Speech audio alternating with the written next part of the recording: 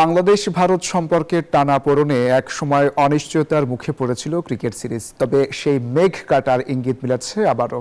ক্রীড়া প্রতিমন্ত্রী আমিনুল হক জানিয়েছেন, সেপ্টেম্বরে ভারতীয় দলের বাংলাদেশ সফর ঘিরে চলছে কূটনৈতিক যোগাযোগ, আর সেই সফর হতে পারে দুই দেশের সম্পর্কের নতুন সেতুবন্ধন। চলতি বছরের শুরুতে বিসিবি জানায় 3 ওয়ানডে ও 3 টি-20 খেলতে সেপ্টেম্বরে ঢাকায় আসবে ভারত।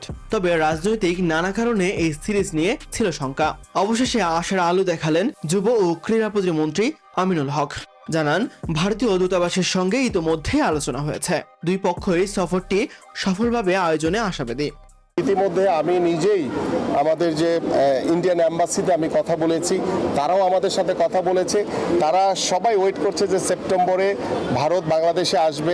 মূলত 2025 সালে হওয়ার কথা থাকলেও কূটনৈতিক টানাপোড়েনে স্থগিত হয় এই সিরিজ। ক্রীড়া কূটনীতির মাধ্যমে অতীতের ভুল বোঝাবুঝি পেছনে ফেলে সামনে এগোতে চায় বাংলাদেশ বলে জানান প্রতিমন্ত্রী। বিগত সময় যে ছোট্ট একটি যে ঘটনাকে কেন্দ্র করে যেই একটি টানাপোড়েন হয়েছিল, আমি মনে করি সেটাকে কাটিয়ে উঠে ইনশাল্লাহ আমরা সুন্দরভাবে পার্শ্ববর্তী সকল দেশের সাথেই আমাদের যে স্পোর্টস ডিপ্লোমেসি, আমাদের যে যোগাযোগ চলাচল সবকিছুই খুব স্বাভাবিকভাবেই সেটা চলমান থাকবে।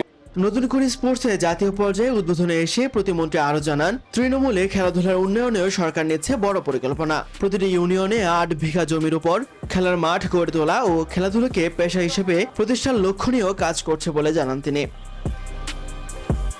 এদিকে ভবিষ্যতে ক্রিকেটার গড়তে মিরপুরে চলছে হাই পারফরমেন্স টিমের প্রস্তুতি। সেখানে মেন্টরের ভূমিকায় থাকা মাহমুদুল্লাহ রিয়াদ নজর রাখছেন তরুণদের অগ্রগতিতে।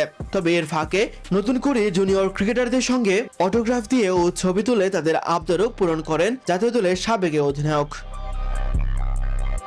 তাসবিহ শাওন, নিউজ 24।